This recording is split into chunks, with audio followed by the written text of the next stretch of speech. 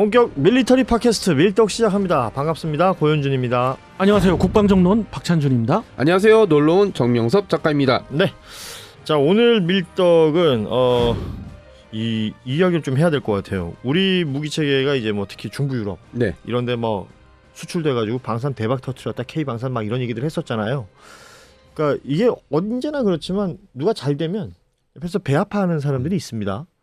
그렇죠. 세계는 무한 경쟁 시대니까. 그렇죠. 예. 특히 이제 같은 유럽 내에서 그동안 무기 수출을 좀 주도해 왔던 나라들, 이런 나라들 입장에서는 한국이 여기까지 왜 와? 이런 생각을 할 수도 있을 것 같다는 생각이 들더군요.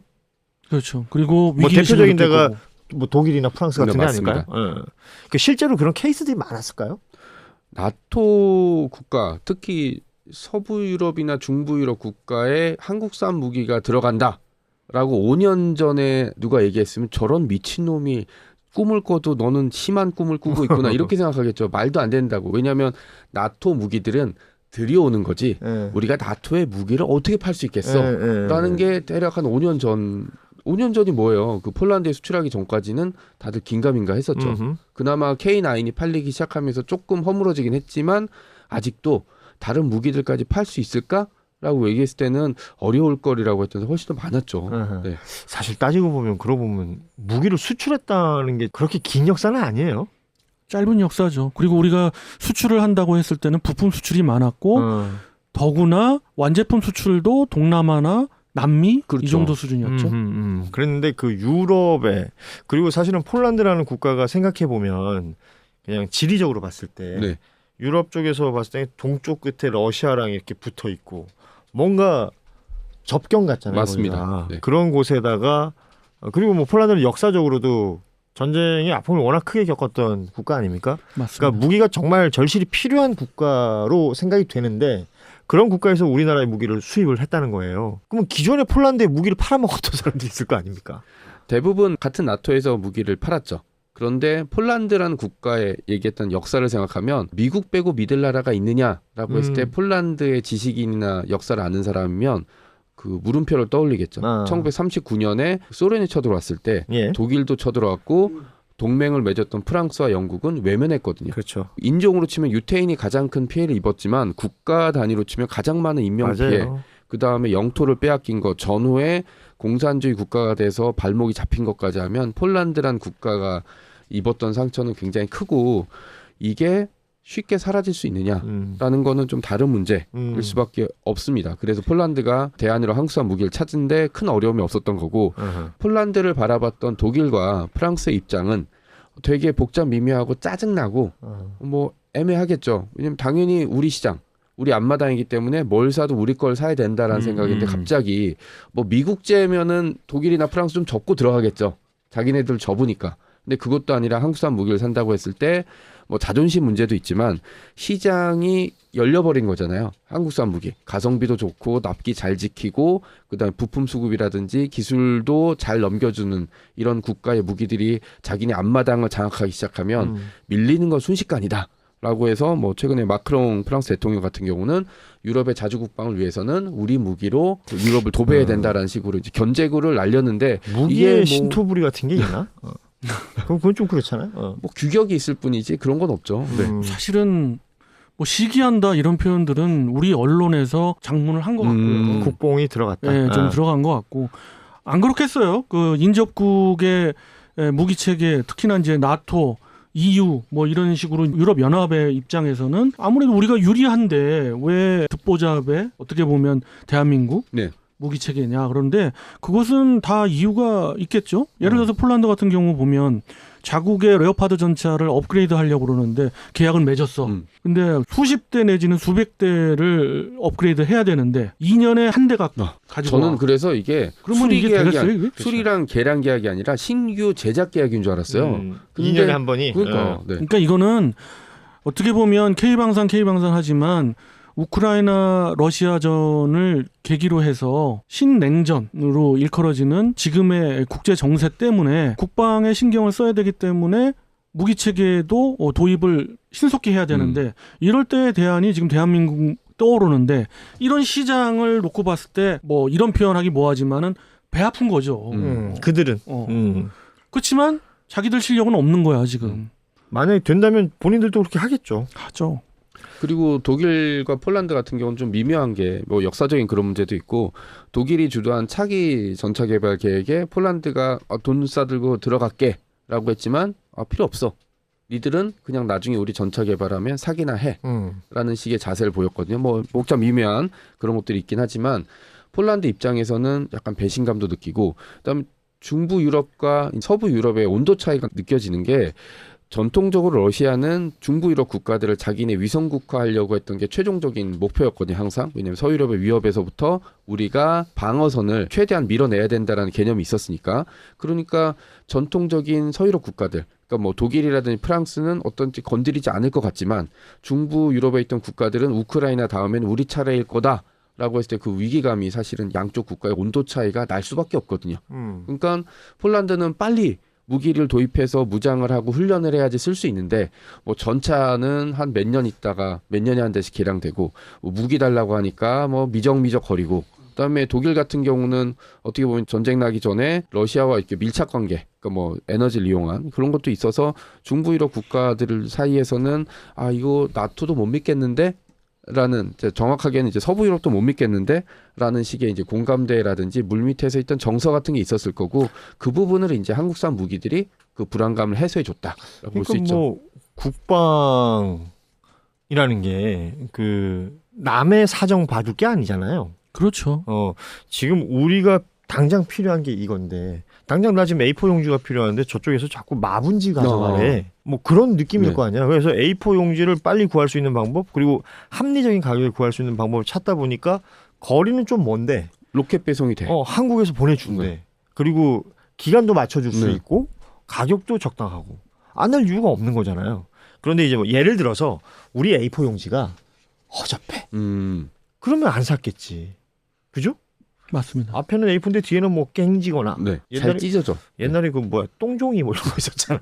그런 거 없으면 안 됐을 건데. 그리고 지금- 또 진해 A4 용지를 새로 개발했어. 그렇지. 그런데 그 진해 A4 용지 개발한 거를 사달라고 하는데 실력은 안 되니까 뭐 정치 맞아요. 또는 뭐 옛날에 정서 뭐 정서적인 그죠 경제적인 어떤 조금 뭐랄까 쪼임 그렇죠. 뭐 이런 것들. 당연히 그걸 갖고 리액션 반응이 있을 거예요. 지극히 정상적인 상황 같기도 해. 따지고 보면. 맞습니다. 세상이 나만 잘 될 것 같지만 그런 건 또 없잖아요. 그렇죠. 네. 그리고 국제시장의 팩트를 봤을 때는 우리가 국뽕을 다 걷어내고 보자면은 중요한 건 다른 데 있는 것 같아요. 어허. 그리고 우리가 방산 입장에서 봤을 때는 앞으로는 바라봐야 될 게 다른 쪽에 있는 것 같아요. 뭐 그게 이제 기회 되면 말씀드리겠습니다만은. 말해요. 뭐. 그래요? 네.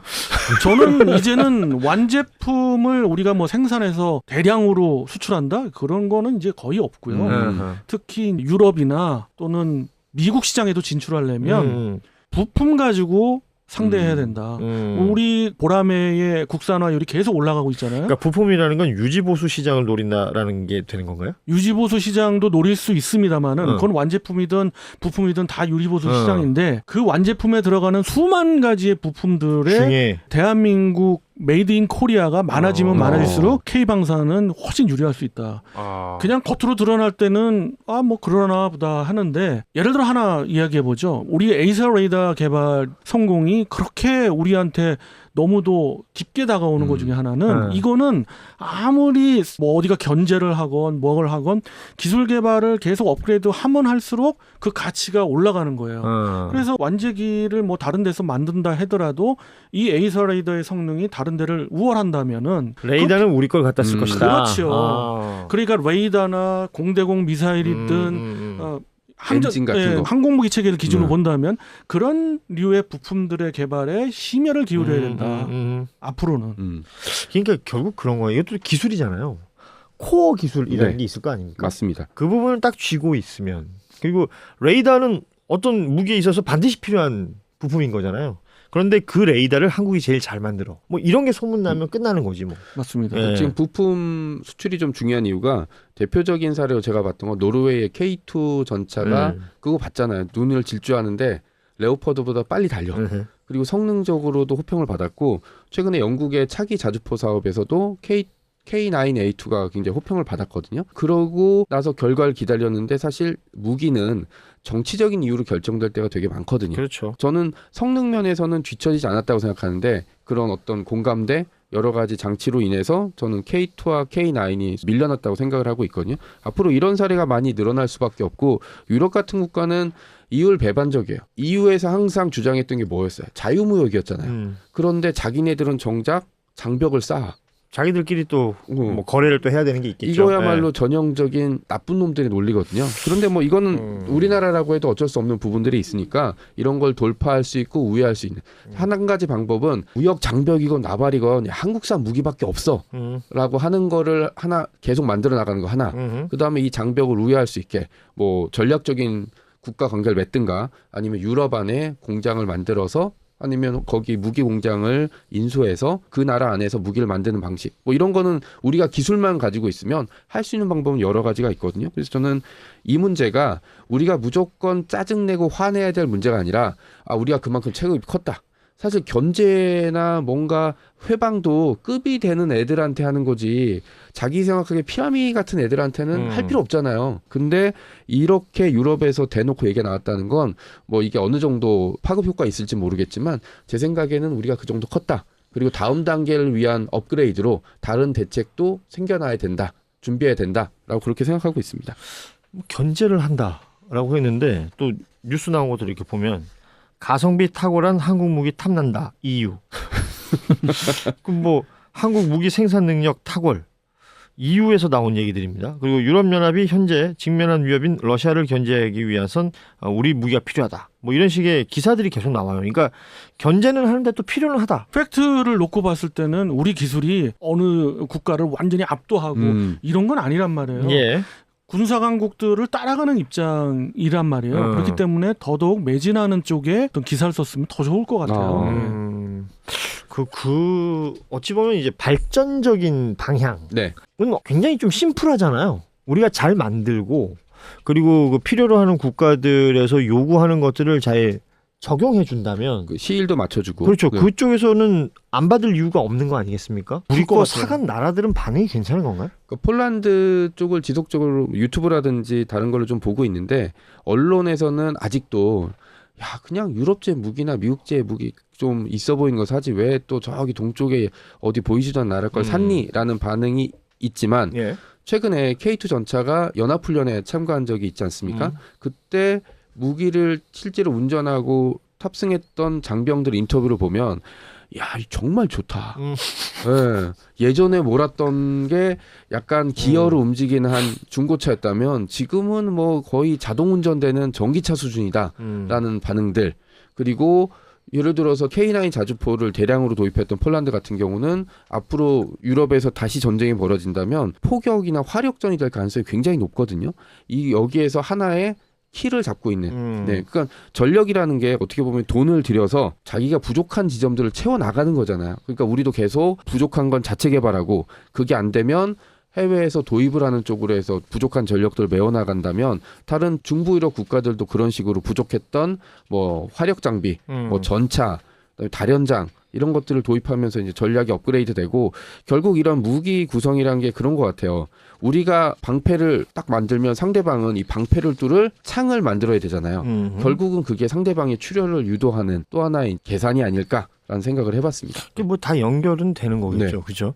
그 지금까지 우리가 수출한 이력은 없지만 앞으로 수출할 수 있을 것 같은 그런 무기 체계가 있다면 어떤 게 있을까요?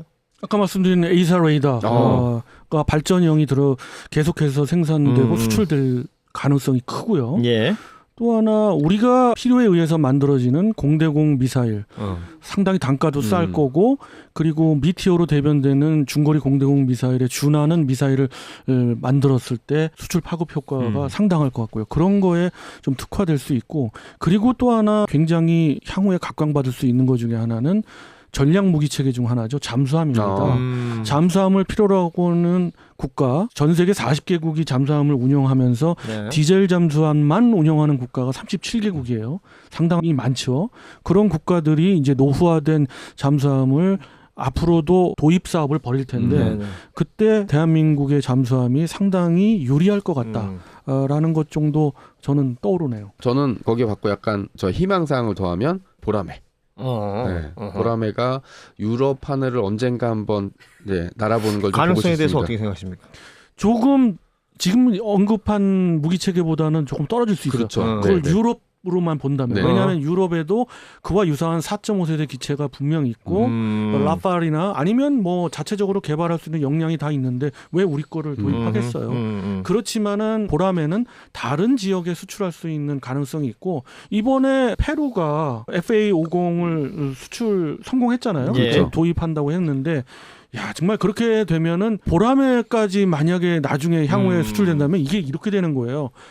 저 끝에 있는 기본 훈련기부터 그렇죠. 해가지고 최종적으로 전투기까지 대한민국의 무기 체계로 다 도배가 되는 거예요. 그런 식으로 충성적인 그런 국가가 여럿 나오지 않을까.